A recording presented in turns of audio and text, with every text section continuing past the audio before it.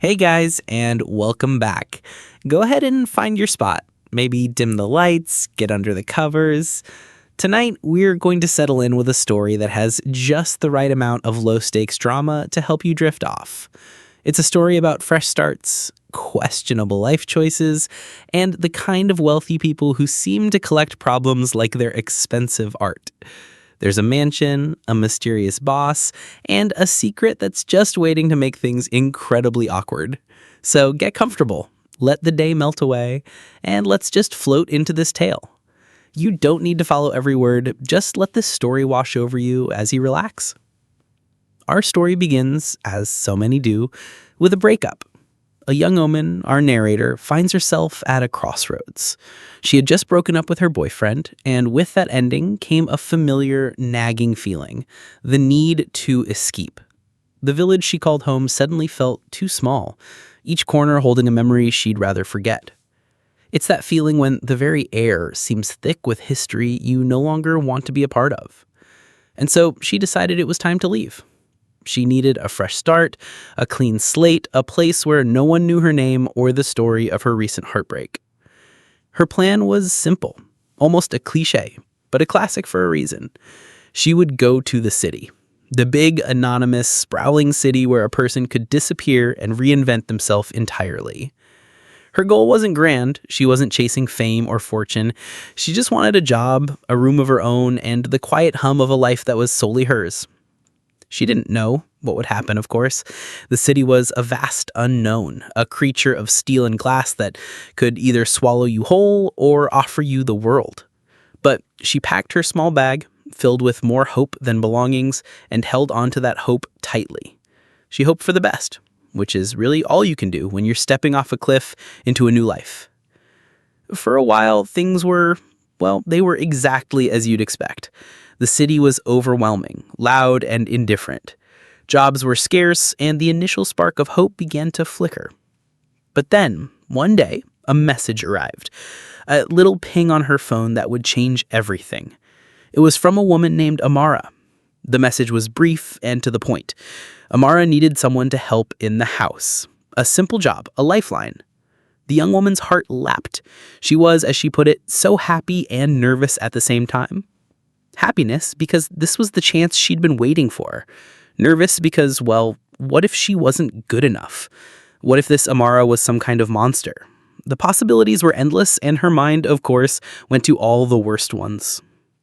Amara gave her instructions. She was to wait at a park in the city, a specific bench at a specific time. It all felt very official, very mysterious. So on the appointed day, our narrator went to the park. She found the bench and sat, watching the world go by. She watched people walking their dogs, couples laughing, children chasing pigeons, each a tiny story unfolding in a city of millions. And as she sat there, her heart began to beat faster and faster, a frantic drum against her ribs. She wondered what this Amara would be like. Would she be kind, strict, old, young? The image in her head was a blur of possibilities. She waited. The sun warmed her face. The sounds of the city buzzed around her, and still she waited. And then, after a while, she saw it. A car. But not just any car. It was a big, shiny, impossibly expensive car, the kind you only see in movies. It gleamed in the sunlight, a polished jewel gliding through the park. It drove slowly, deliberately, and then it stopped, right in front of her bench. Her eyes widened. She watched, frozen, as the door opened. This couldn't be for her, could it? This was some other world, a world of wealth and glamour she had only ever read about. The car itself was beautiful, sparkling as if it were dusted with diamonds. She could hardly believe what she was seeing. And then Amara stepped out. If the car was a surprise, Amara was a revelation. She was tall, graceful, with perfect hair that seemed to defy gravity. Her clothes were the kind that didn't just hang on a person. They made a statement. They looked expensive, effortlessly chic. Amara was, in one word, stunning. She was the physical embodiment of the life our narrator had only ever dreamed of from her small village. And this vision of perfection smiled at her, a warm, genuine smile, and said, "Come on, let's go." Our narrator, still in a daze, got into the car. She tried to act calm, to seem as if this was a perfectly normal Tuesday afternoon for her. But inside, her heart was doing somersaults. She was buzzing with excitement. The seats of the car were impossibly soft, like sinking into a cloud. And the car itself, it smelled so nice. That new car smell, but 100 times better. It smelled like money, like a life without worries. As they drove, she couldn't stop looking out the window. The city, which had once seemed so intimidating, now looked magical. The buildings were impossibly tall, scraping the sky. The streets were a river of people and cars, a vibrant, chaotic dance. Everything was so busy, so full of life, and yet from the quiet sanctuary of the luxury car, it was all beautiful. She thought to herself, so this is what the city looks like. Not from the ground, looking up in fear, but from the inside, looking out with wonder. Their destination was a house, but house feels like too small a word. It was a mansion. When they finally arrived at Mr. Ben's house, her heart started beating faster all over again. The place was huge. It had massive windows that seemed to stretch from the floor to the ceiling, and a tall, imposing gate that announced in no uncertain terms that this was a place of importance. It was the kind of house that had its own gravitational pull. Amara led her inside, and the interior was even more breathtaking. Everything was clean lines, expensive furniture, and an overwhelming sense of space. It was here, in this palace of modernity, that she finally met him, Mr. Ben. He was tall, with broad shoulders and strong arms that were evident even through his well-tailored suit. His face was serious, his expression unreadable, but he was handsome, so incredibly handsome that she found herself staring, unable to look away. It was a strange, dizzying feeling. She felt her cheeks get warm, her heart beating even faster than before. Mr. Ben didn't say anything at first. He just looked at her, his eyes deep and thoughtful. It was an unnerving gaze, the kind that made you feel as if he could see right through you, down to all your small-town insecurities. She quickly looked away, feeling shy and out of her depth. But even as she looked down at the polished floor, a part of her couldn't help but think how lucky she was to be here, in this beautiful house, working for this handsome, mysterious man. As she stood there, a bundle of nerves and excitement, she wondered what would happen next. Would Mr. Ben like her? Would he be kind? Or would he be as cold and serious as he seemed? All she knew was that her life was about to change, and she couldn't wait to see how. Mara, ever the gracious host, led her up the grand staircase. With every step, her heart raced. The house was just so big, with shiny floors that reflected the fancy lights hanging from the ceiling. It felt less like a home and more like a museum. When she reached a room, Amara opened the door. "This will be your room," she said, smiling. The room was small, but neat. It had a soft bed in the corner and a window that looked out onto a perfectly manicured backyard. It was simple, a stark contrast to the opulence of the rest of the house, but it was hers. She stood at the doorway for a moment, taking it all in. This was going to be her new home. She was excited, but her hands were still shaking a little. She was so afraid of messing this up, of doing something wrong and being sent back to the life she had just escaped. Amara seemed to sense her nervousness. She said, "Make yourself comfortable," before walking away. She sat on the bed, feeling the softness beneath her. It was, she noted, much nicer than anything she had ever slept on before. But her excitement quickly turned back to anxiety. Would she be able to do all the work Amara needed? This house was massive. And what about Mr. Ben? Would he be okay with her staying here? His silent, intense gaze had left a lasting impression. That evening, she sat quietly in her room, unpacking her small bag. The house was so quiet now, a stark contrast to the noise of the city outside. It was so quiet, in fact, that she could hear a faint ticking of a clock somewhere on the wall, a steady, rhythmic sound in the vast silence. And then suddenly, the silence was broken. Loud voices erupted downstairs. An argument. She froze, her hand still holding a shirt she was about to put away. It was Mr. Ben. He wasn't just talking, he was shouting. "Why did you bring someone here? We don't need help." His voice was deep and filled with a raw, startling anger. Her heart skipped a beat. They were talking about her. Part 2. The Storm and the Kiss. She crept closer to her door, her ear pressed against the cool wood, listening. Her heart was a frantic bird trapped in her chest. This was it. This was the moment she would be told to leave. After Mr. Ben's angry words, Amara's voice came next. It was upset, but she was trying to stay calm, trying to reason with him.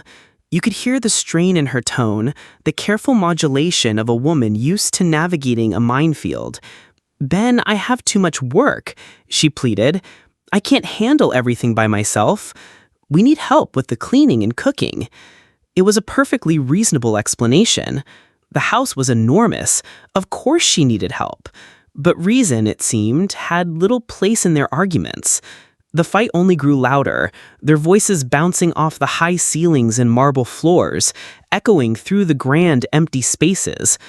It felt like the house itself was vibrating with their anger. A tight knot formed in our narrator's stomach. What if Mr. Ben told her to leave right then and there? She had nowhere else to go.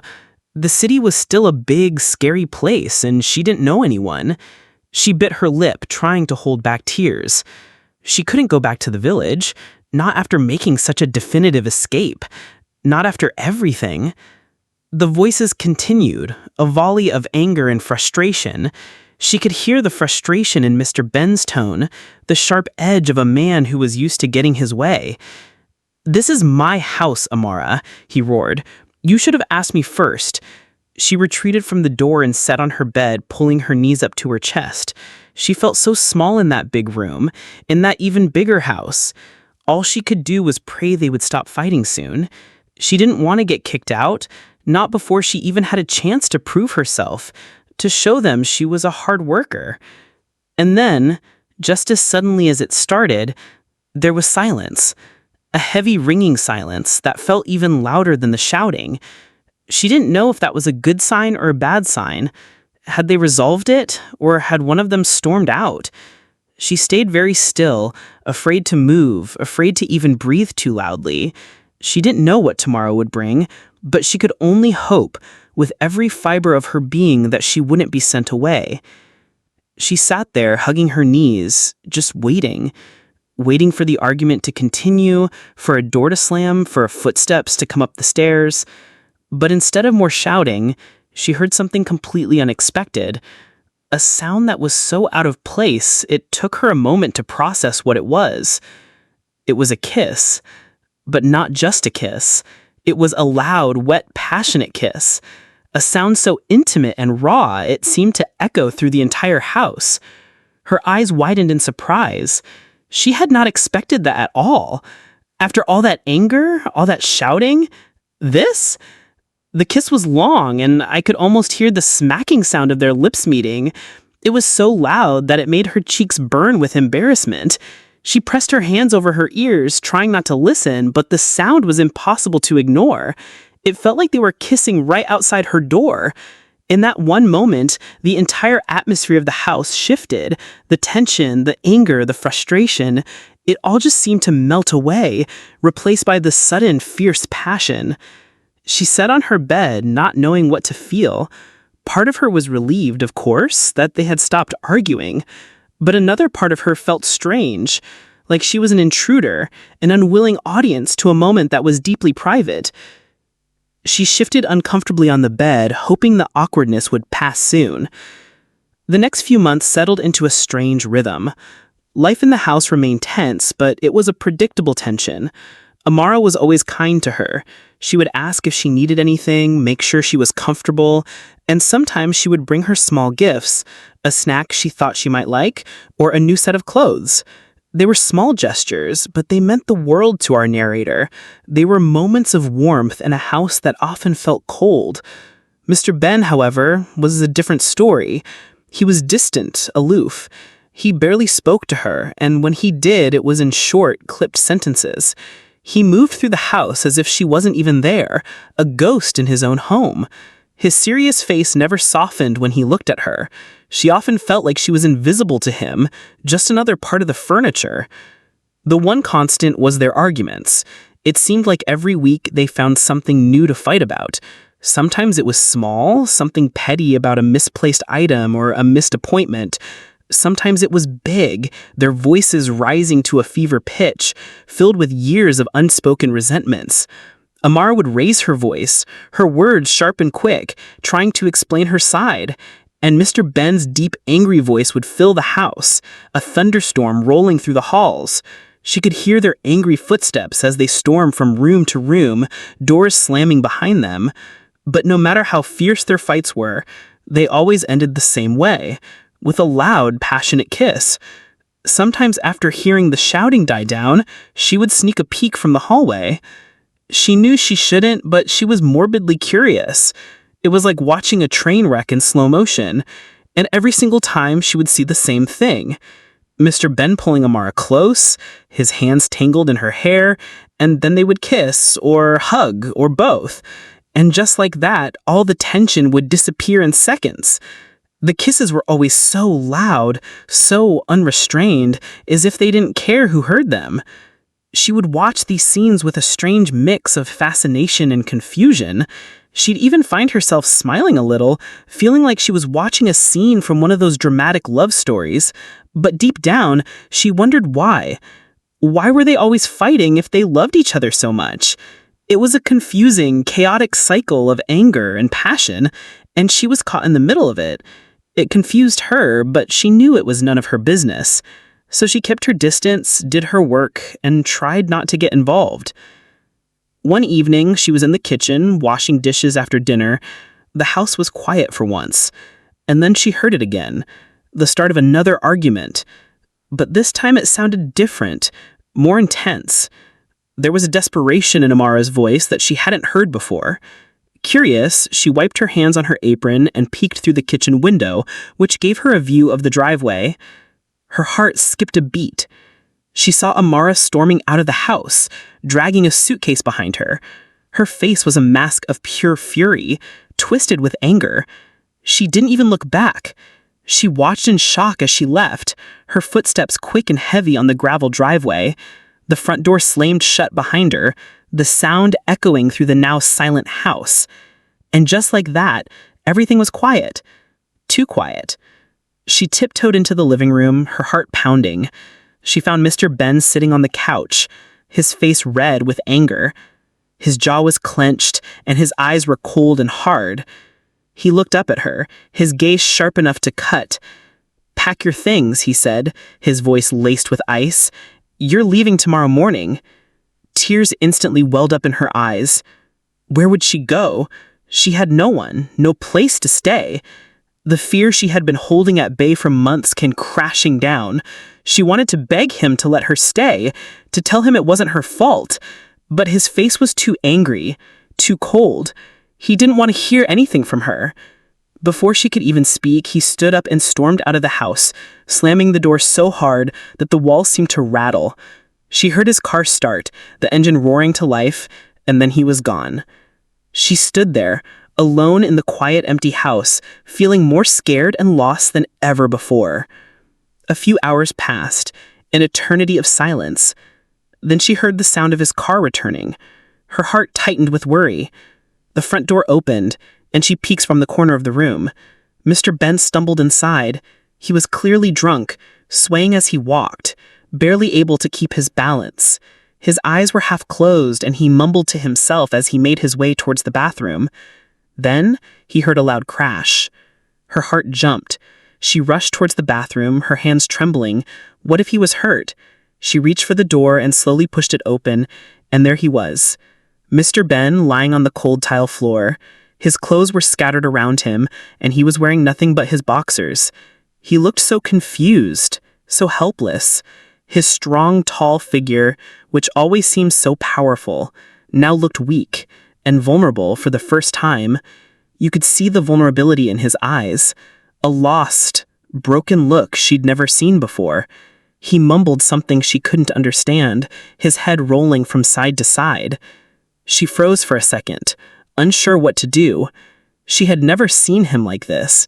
He was always so serious, so strong, so in control. But now, he needed help. Taking a breath, she stepped closer. "Mr. Ben?" she whispered, gently trying to shake him. He didn't respond. He just lay there, looking lost. Her heart raced as she quickly grabbed a towel from the rack. She carefully wiped the cold water from his skin, feeling nervous as she cleaned him up. His skin was warm and he shivered slightly. She tried not to let her hands shake, but she was a mess of nerves. After drying him off, she reached for his clothes. Her hands fumbled as she pulled his shirt over his head, and then she carefully helped him into his pants. He was still so confused, barely able to sit up. Every movement felt heavy and sluggish, but she knew she couldn't just leave him like that. Part 3. A shift in the air. When she was done, she took a step back, looking at him lying there, dressed but still so weak. He looked different, almost like a child who needed care. Her heart softened a little. Despite the fear and confusion swirling inside her, she knew she had done the right thing. She couldn't shake the strange feeling in the pit of her stomach, a mixture of pity and something else she couldn't quite name. She helped him to his bed, tucked him in with a soft blanket, and made sure he was warm and comfortable. She stayed by his side for a few minutes, just watching his face relax as he finally drifted off into a deep, troubled sleep. Her heart was still racing, but she felt a strange sense of relief that he was okay. The next morning, she woke up feeling a fresh wave of nervousness. She had no idea how Mr. Ben would react. Would he remember what happened? Would he still be angry? Would he still want her to leave? She slowly made her way downstairs to the sitting room, her stomach in knots. And there he was, sitting on the couch, a serious look on his face. He looked tired, his eyes shadowed with the events of the previous night. When he saw her, he simply nodded. She swallowed hard and greeted him softly. "Good morning, Mr. Ben." "Morning," he replied with a slight nod, his voice raspy. Then, after a moment of heavy silence, he looked at her, his eyes searching her face. "How did I end up wearing these clothes?" he asked, his voice low. "Who changed me?" Her heart skipped a beat. Here it was, the moment of truth. She felt a wave of nervousness wash over her. She took a deep breath, trying to calm her racing thoughts. "It was me, sir," she said, her voice barely a whisper. "I found you in the bathroom, and you needed help, so I helped you. I'm really sorry." Mr. Ben looked down, and she could see a faint blush creep up his neck. His face turned a bit red with embarrassment. He glanced up at her shyly, a look she had never seen on him before. "You didn't see anything, did you?" he asked, his voice hesitant. She felt her own face heat up. She shook her head quickly, feeling just as embarrassed as he was. "No, sir, I didn't see anything." They stood there in silence for a few moments, the air thick with unspoken words and a new, fragile kind of awkwardness. She quickly excused herself and hurried back to her room. Her hands were shaking as she resumed packing her things, sadness filling her chest. She didn't want to leave, especially not now, but she knew she had no choice. When she finished packing, she walked back downstairs, her small suitcase in hand. "I'm leaving now," she said softly, not wanting to look at him. He nodded without saying a word, and she made her way toward the door. Her heart felt heavy, and she could feel the tears welling up in her eyes again. This was it. It was over. But just as she reached the gate at the end of the long driveway, she heard his voice call out from the house, "Wait!" She turned around and saw him standing at the top of the stairs, looking down at her. And for the first time, she saw something other than anger or indifference in his eyes. He had a kind, gentle smile on his face. She walked back, completely unsure of what to expect. When she reached him, he said, "Thank you for taking care of me yesterday." His words caught her completely off guard. She felt shy, but happy at the same time. A warmth spread through her chest. "You're welcome," she replied softly. Then, to her utter surprise, he added, "Please stay a little longer." Her heart skipped a beat. She didn't know what to say. She just stood there, stunned as Mr. Ben reached for her bag and led her back inside the house. She followed him, her mind still trying to process what had just happened. After a few moments, Mr. Ben emerged from his room, dressed for work in a crisp suit. He turned to her and asked, "Where did you put the clothes I was wearing last night?" She felt her cheeks warm up again. "I washed them and hung them to dry," she said quietly. Mr. Ben looked surprised, but he nodded. "Thanks," he said before heading out the door for work. As he left, she realized that something had truly changed between them. There was a shift in the air, a new dynamic she couldn't quite understand. It felt like they were growing closer, though she wasn't sure what it meant. But for now, she was just glad that he had asked her to stay. In the days that followed, the atmosphere in the house was different. The heavy tension that had once been a constant presence was gone. Mr. Ben started talking to her more, asking about her day, her life in the village. He smiled at her, a real, genuine smile that made her heart flutter. They started to share small moments, a quiet cup of coffee in the morning, a shared laugh over something on television in the evening. One day, after Mr. Ben had fully recovered from this fall, he came home from work and found her in the kitchen, preparing dinner. He leaned against the door frame, just watching her for a moment. Then he said, "Amara left, for good this time." She didn't know what to say. She just nodded, her heart aching for him. "I have too much work," he said, echoing Amara's words from that first night. "I can't handle everything by myself. I need help." He looked at her, his eyes serious but soft. "I need you." And that's when she knew. She wasn't just his housekeeper anymore. She was becoming something more. Their relationship blossomed slowly, cautiously. They went on dates to beautiful restaurants with twinkling lights and soft music. He told her stories that made her laugh so hard her stomach hurt.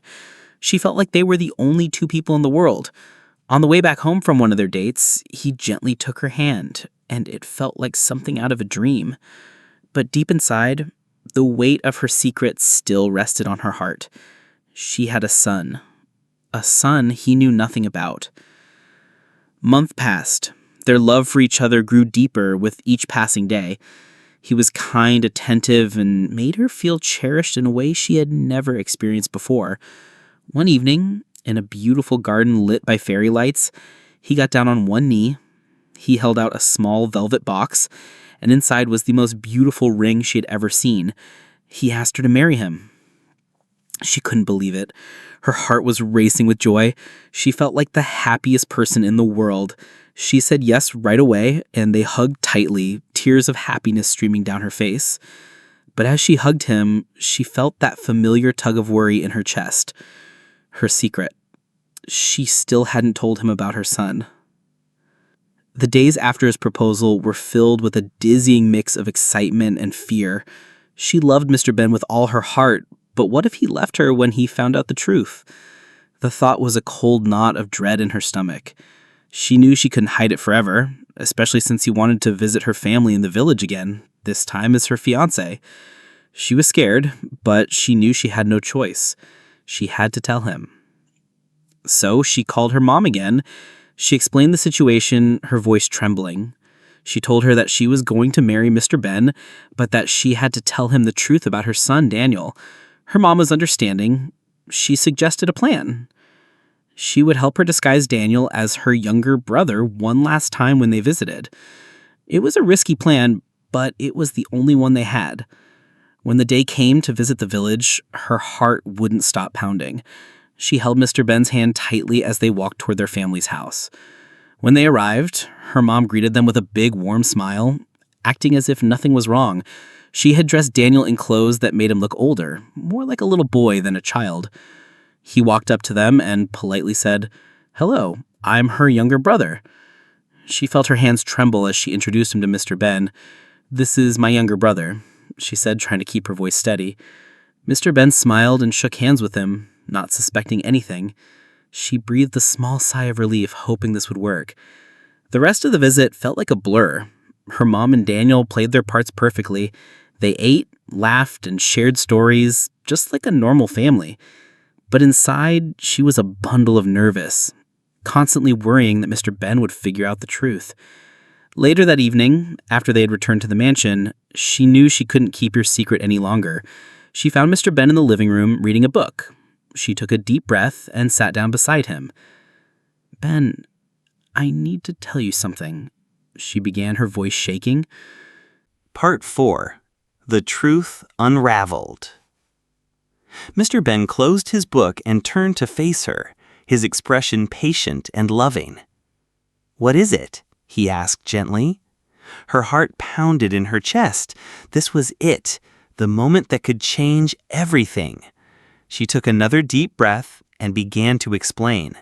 She told him everything about her past, about Peter, about how he had taken advantage of her, and about the son she had been hiding from him. She told him about Daniel. As she spoke, tears streamed down her face. She was so scared of what he would think, of how he would react. She braced herself for the anger, the disappointment, the inevitable rejection. But when she finally looked up at him, she didn't see anger in his eyes. She saw hurt, a deep, profound hurt that seemed to pierce right through her. "Why didn't you tell me earlier?" he asked, his voice breaking. "I was scared," she sobbed. "I was afraid of losing you. I've lost so many people because of this. Every time I tell someone about my son, they leave me. I didn't want to lose you too." Mr. Ben's face softened, but he was still clearly upset. "Is he your husband? Who is Peter to you?" She took another shaky breath and explained the whole sordid story. After her dad died, things became hard for her family. Peter, her dad's best friend, had offered to help, promising to send her to university. She thought he was helping them, but when she moved in with him, things changed. He started taking advantage of her. He got her pregnant and then sent her back to her mother. Her poor mom couldn't do anything. They were powerless. Peter refused to take any responsibility. She gave birth to Daniel, but in her village it was shameful to have a baby without being married. People mocked her, her fiancé at the time left her, and she had no choice but to leave the village. As she finished her story, she looked at Mr. Ben, her eyes pleading with him to understand. He clenched his fists, a flash of anger in his eyes, but it wasn't directed at her. "What Peter did to you is terrible," he said, his voice shaking with rage. "But there's something I need to tell you too." She looked at him, confused. His face was full of pain. "I've been hiding something from you as well," he said, his voice breaking. I'm impotent." The words hung in the air between them, a shocking, unexpected confession. "That's why Sandra left me," he continued, his voice barely a whisper. "The doctor said it would take a miracle for me to have children." Tears welled up in his eyes, and she felt her own heart breaking for him. "We tried everything, but nothing worked. I don't know if you'll still want to marry me after this, but please don't say no." Without thinking, she burst into tears and hugged him tightly. "Yes, Ben," she said, her voice choked with emotion. "Yes, I will marry you." They held each other, crying in each other's arms, two broken people who had finally found solace in each other's secrets. But their moment was interrupted by the sound of police sirens outside. Ben had already contacted the police to arrest Peter for what he had done to her. She stood there watching as they took Peter away in handcuffs, and in that moment she knew that a new chapter of her life was beginning. Ben turned to Daniel, who had been watching everything with wide, confused eyes. He knelt down in front of him. "The father you've always wanted is right here, Daniel. I will love you with all my heart, and I'll do everything a father does for his son." Daniel smiled brightly as Ben kissed him on the forehead and hugged him. Years later, the protagonist started feeling unwell and went to the hospital. When the doctor gave her the results, she was in shock. She was pregnant with Mr. Ben's child. When she showed Mr. Ben the test results, his joy was overflowing. He lifted her up and spun her around, laughing with happiness. Months passed, and Ben proved to be the most caring and devoted partner. He treated Daniel as if he were his own son, never once making him feel different. He took him to school, played with him, and tucked him into bed at night. He filled the role of a father in every way, and Daniel adored him. As for the protagonist, Ben was incredibly attentive during her pregnancy. He made sure she ate well, took her to all her appointments, and always stayed by her side. He would rub her back when she was tired and hold her hand whenever she felt nervous. He constantly reassured her that everything would be fine, and his love for both her and Daniel grew stronger each day. They were becoming a real family. Then the big day arrived. After hours in labor, she finally gave birth to a bouncing baby boy. And when she saw him for the first time, she couldn't believe it. He looked so much like Ben. The joy in Ben's eyes was indescribable. He held his son with so much love and pride, and she knew, with every fiber of her being, that they were going to be okay. After being discharged from the hospital, Ben helped her with every step as they made their way out. Just as they stepped into the hallway, a heavily pregnant woman walked past them with her husband by her side. Her face was familiar. She stared for a moment before she realized who it was. It was Sandra. Without thinking, she called out her name. Sandra stopped and turned, her eyes widening in shock before softening into a warm smile. "I can't believe it's you," she said, coming closer. They exchanged greetings as if nothing had ever happened between them. Then, with a playful glint in her eye, Sandra pointed at the protagonist and her newborn. "Who did the work?" she asked teasingly. Ben smiled and flexed his muscles proudly. They all burst into laughter, the moment filled with unexpected joy and lightness. Family, she realized, is not always defined by blood, but by the love and care we choose to give each other. And that is the end of our story, a story of secrets, lies, and the unexpected ways that life can lead us to happiness. I hope you enjoyed it, and I hope it helps you relax and unwind. Don't forget to give us a like, subscribe to our channel for more interesting stories like this, and most importantly, have a peaceful night's sleep. Thank you for watching.